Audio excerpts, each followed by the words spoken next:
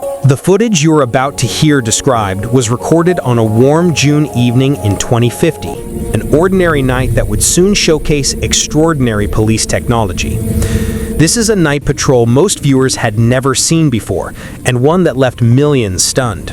At first, everything looks familiar.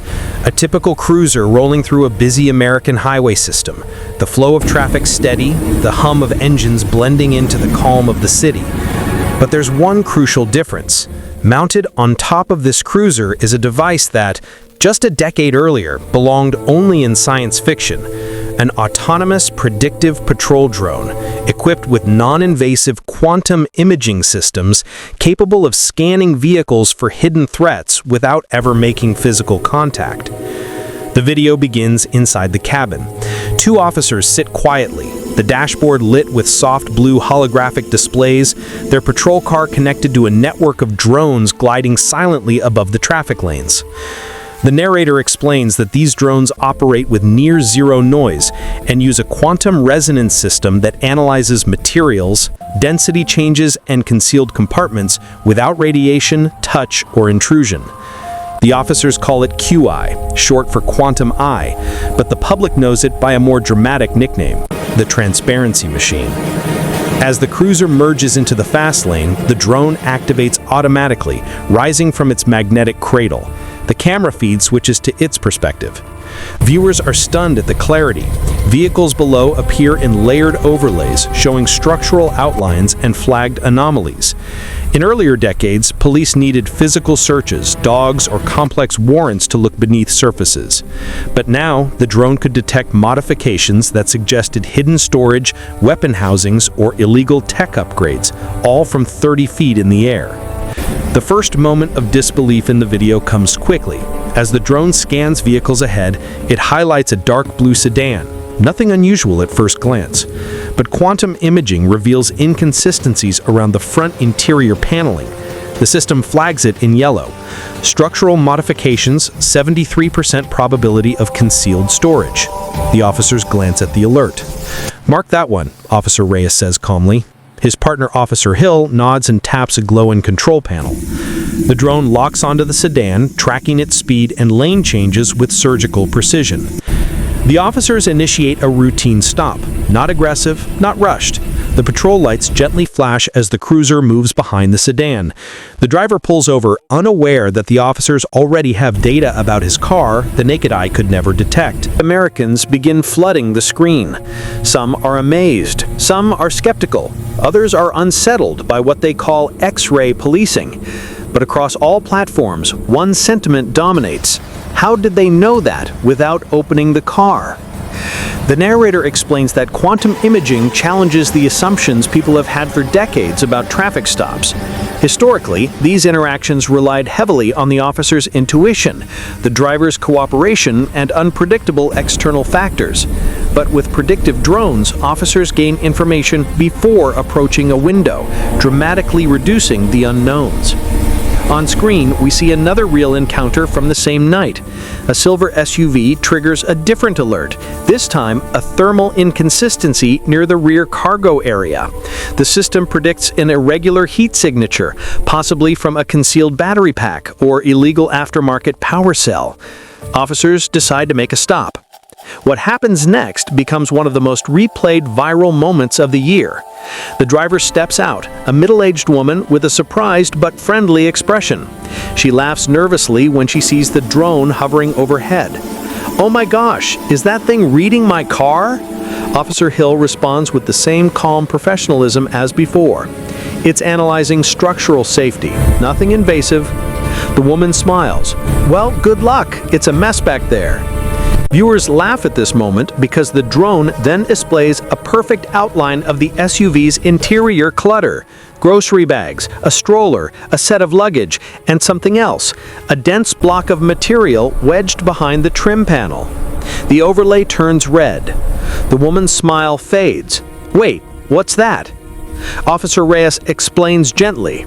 "Ma'am, do you have any aftermarket battery equipment or third-party power extensions installed?" She shakes her head. "No, I don't mess with that stuff." It's from everyday drivers. A young man shares his reaction on a live stream. At first, I was freaked out. Like, are they seeing through my car? But then I realized it's not X-rays or anything, it's just mapping compartments. And honestly, I'd rather cops have tech that keeps them calm than have them guessing when they walk up. The section closes with a dramatic montage. By the time the patrol reached the final hour of their shift, the officers had already experienced two surprising stops, one involving a hidden tech device, another revealing a near-exploding power cell. But none of that compared to what happened next. This final encounter would become the most replayed, most analyzed, and most debated moment in the entire video. It showcased the full potential of predictive patrol drones and revealed something no one expected. It starts with the drone performing routine scans over the slower lanes of a busy interstate. From above, everything looks normal, a mix of sedans, cargo pods, e-bikes, and a handful of autonomous commercial carriers. But then, without warning, the drone highlights a single vehicle in bright red. The alert reads, "Severe anomaly detected. Structural divergence, 98%. Officer Hill squints at the feed on the dashboard. "That can't be right," she mutters. "Nothing we've seen tonight even comes close to a 98% divergence." Officer Reyes adjusts the display. The target is a matte black SUV traveling at a steady speed. Nothing visually remarkable, but the quantum imaging overlay tells a different story. The vehicle's internal geometry appears distorted, as though the interior has been rebuilt from scratch with materials the drone struggles to interpret. Hill speaks again. "I'm calling it. Something's going on with that one." The officers activate their lights. The SUV doesn't accelerate, it doesn't brake suddenly, it simply signals calmly and pulls to the shoulder, as though expecting the stop. The body cam footage picks up from here. As the officers approach, "I've been testing it for a private research group. No danger. Fully stabilized." But the drone disagrees. A warning indicator pulses across the body cam overlay. Containment integrity, 62%. Increasing risk of thermal cascade. That's when the driver's face changes. He clearly didn't know. "What?" he whispers. "It was stable this morning."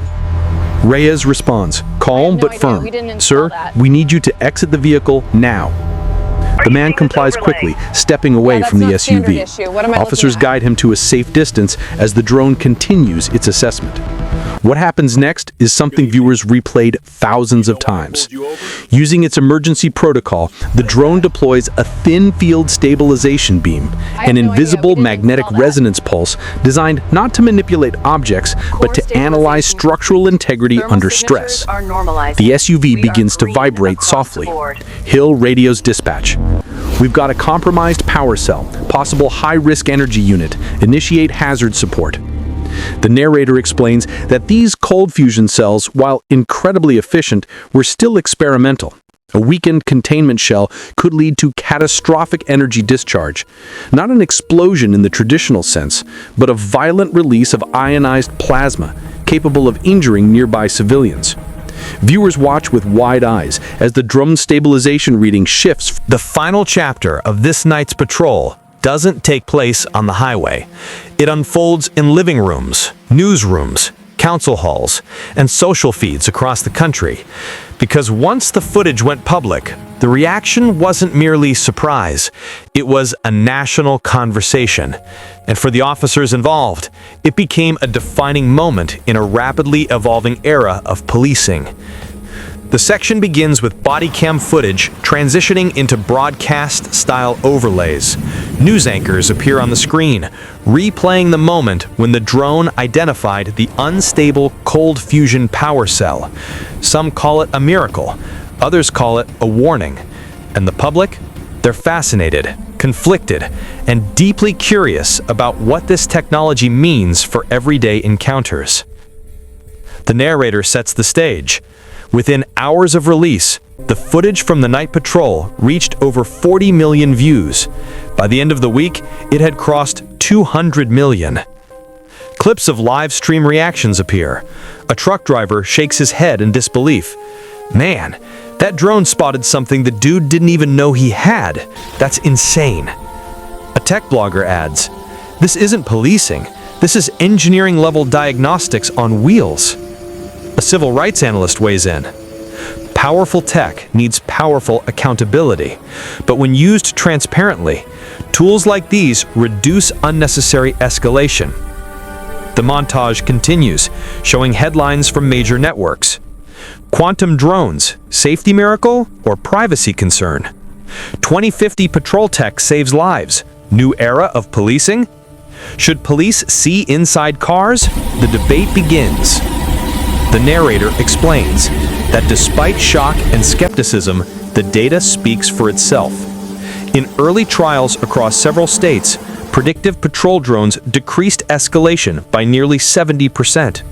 Officers entering situations with more accurate information meant fewer misunderstandings, fewer confrontations, and fewer injuries for both officers and civilians.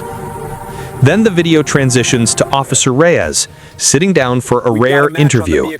He speaks plainly, calmly, with the tone of someone who has spent years in the field.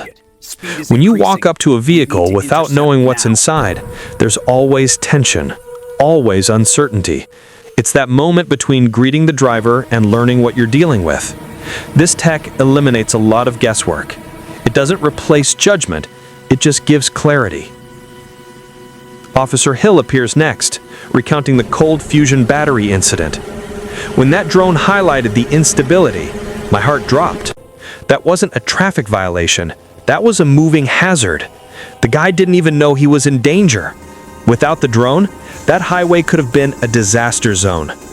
She pauses, then adds a line that becomes one of the video's most quoted clips. "I'm not here to invade people's privacy. I'm here to go home safe and help them do the same." After the officer interviews, the documentary moves into a deeper analysis of how quantum imaging works. A lab scientist stands beside a diagram of resonance mapping fields. In quantum imaging and policing, it is not X-ray vision. It does not see people. It sees structural inconsistencies, density variations, and non-organic materials. Think of it as the world's most advanced metal detector, one that respects biological privacy and focuses solely on objects, not individuals. Diagrams show how the drone filters out organic signatures entirely, preventing scans of bodies or identifying human shapes. This is a deliberate design choice to maintain ethical boundaries. But even with safeguards, the narrator acknowledges the concerns. Tech critics argue, what stops future upgrades from scanning beyond materials? Civil liberties groups ask, who audits the tech? Who ensures it stays within limits? Meanwhile, families affected by the cold fusion recall send grateful messages to the department, thanking the officers for preventing another potential failure. The documentary then examines public forums. A town hall meeting shows a passionate discussion. Some citizens demand expansion of the program, citing safety and reduced conflict. Others urge caution, wanting clear limits written into law. This debate, the narrator explains, becomes a cornerstone of 2050 policing policy. After the civic discussion, the video returns to the driver with the cold fusion cell. He appears in a follow-up interview, standing next to the now disabled SUV. He says, "I design things for a living, but I didn't expect the police to have tech that could analyze power cells better than some labs. At first, I was embarrassed. Then I realized they may have saved my life." He emphasizes that the officers never treated him like a criminal. They saw danger, not guilt, and they handled it with respect. This testimony becomes a pivotal part of the nationwide conversation because it showcases the difference between predictive tech used to accuse and predictive tech used to safeguard. The section shifts to closing scenes, dusk settling over the highway, drones gliding silently back to their charging nests, patrol cruisers returning to the precinct. Inside the station, the officers complete their nightly reports. Data from the drone is archived, logged, and reviewed according to strict digital oversight rules. Everything is time-stamped, anonymized, and stored transparently, another layer of accountability built into the system. The narrator provides a reflective closing. In 2050, Policing isn't merely about enforcing laws. It's about integrating technology that prevents harm before it happens. Tools like predictive patrol drones don't remove the human element. They refocus it. Officers make decisions with clarity instead of fear. Drivers interact with information instead of uncertainty. And every encounter becomes less about confrontation and more about understanding. Final drone footage plays, a quiet aerial shot of the empty nighttime interstate. The narrator ends the section with a final thought that echoes the title of the documentary. These were the unbelievable police encounters of 2050, not because they were extreme, but because they redefined what safety can look like. As the night's patrol concludes, and the footage of the unbelievable encounters begins circulating across the nation, the scene shifts from individual reactions to a broader transformation taking shape across the United States. Section 5 explores how predictive patrol drones, once experimental prototypes, now stand at the center of a policing evolution unlike anything seen in American history. The documentary opens with sweeping aerial shots of major cities: New York, Chicago, Dallas, Seattle. Above each, clusters of small, quiet drones drift through the air, performing wide area sweeps that are barely noticeable from the ground. What viewers see now is no longer a rare pilot program. It's a network, a coordinated system that communities began adopting after witnessing the benefits in early 2050. The narrator steps in. Before quantum imaging drones took flight, policing was reactive. Officers responded after crimes occurred, after dangers manifested, after crises unfolded. But the technology revealed in our viral footage marked a turning point, creating a proactive model centered on prevention, transparency, and safety. We cut to an officer training center in Arizona. Recruits gather in an open-air field where drone pilots, now part of every department, teach new classes how to interpret resonance data, how to guide drones ethically, and how to integrate the tech with human judgment. Unlike traditional drone maneuvers, these predictive units operate semi-autonomously. Officers are trained not to fly them manually, but to understand their behavior and decision-making protocols. A trainer speaks on camera. The drone is not a replacement for an officer. It's a proactive partner. It reads patterns, highlights risks, and gives officers a picture they never had before. But people forget, officers still make the final call. A split screen shows one recruit studying the layered structural scans of a vehicle, while another practices engaging a driver respectfully after receiving a quantum alert. This dual system, tech-assisted perception combined with human interaction, defines the new generation of policing. The documentary transitions to the Department of Justice headquarters, where policymakers discuss the sweeping regulations implemented since the technology became public. A digital hearing room displays the Federal Law Enforcement Quantum Standards Act passed earlier that year. The legislation outlines strict rules: no biological scans, no facial mapping, no human imaging, no identity analysis. Only objects, materials, and mechanical structures may be detected or flagged by the predictive system.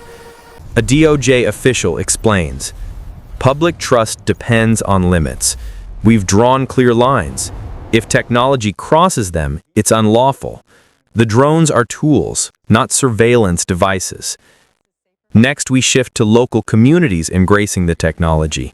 In one neighborhood in Detroit, residents host a community Q&A with officers and drone tech. In the weeks following the viral footage of the 2050 patrol encounters, the United States found itself standing at a crossroads, caught between the astonishing promise of quantum patrol drones and the deep moral questions surrounding their use. Section 6 pulls the camera back even further, revealing a nation grappling with the balance between innovation and liberty, protection and privacy, prevention and overreach. The chapter opens with a sweeping shot of the U.S. Capitol at sunrise. A line of autonomous media drones hovers silently overhead, capturing the moment as lawmakers prepare to convene for what many describe as the most important tech ethics hearing of the decade. Inside, senators, scientists, civil rights advocates, police chiefs, and everyday citizens gather to debate the future of predictive patrol systems. The narrator begins. Technology does not exist in a vacuum. It exists inside a nation of real people with real fears, real hopes, and real stakes. And as quantum policing rose to prominence, so did the question, what kind of America do we want this technology to create? The first footage shown is from a Senate committee room where Chief Reyes, now known nationally after the viral encounter, testifies before lawmakers. He speaks with calm confidence, wearing the same composed expression seen during the cold fusion incident. Senators, the drone didn't just help us do our jobs, it prevented danger. It created transparency. It gave us a chance to keep the public safe without escalating force. But tools like this are only as good as the rules we build around them. His testimony is followed by a tech privacy advocate, Dr. Kiera Hahn, who raises a different concern. My fear isn't the technology, it's the temptation. If we don't draw strict boundaries now, clear, immovable lines, we risk drifting into a future where scanning cars becomes scanning homes, scanning bodies, scanning identities. The drone should always remain a safety device, not a surveillance device. The documentary cuts to public opinion clips. A teacher in Colorado says, "The tech is amazing. My biggest worry is mission creep. Where does it stop?" A parent in Florida responds, "If it keeps my kids safe on the highway, I'm all for it. Just keep it regulated." A mechanic in Texas adds, "Honestly, it's like having a safety inspector watching the roads. Half the time it finds problems I'd charge hours to diagnose." Next, the film dives into the heart of the ethical dilemma. Animated overlays visually explain the limits of quantum imaging, its inability to detect biological material, its exclusive focus on objects, its anonymized structural analysis. A narrator clarifies that the imaging tech is physically incapable of scanning inside people, a design choice hardwired into its hardware, not just its software. Still, the documentary acknowledges the emotion. Night settles again over the American highway system. A ribbon of lights stretching across the country like glowing veins of a living organism. Cars hum cast in steady streams. Autonomous haulers glide in designated lanes. Cyclists zip along their protected tracks.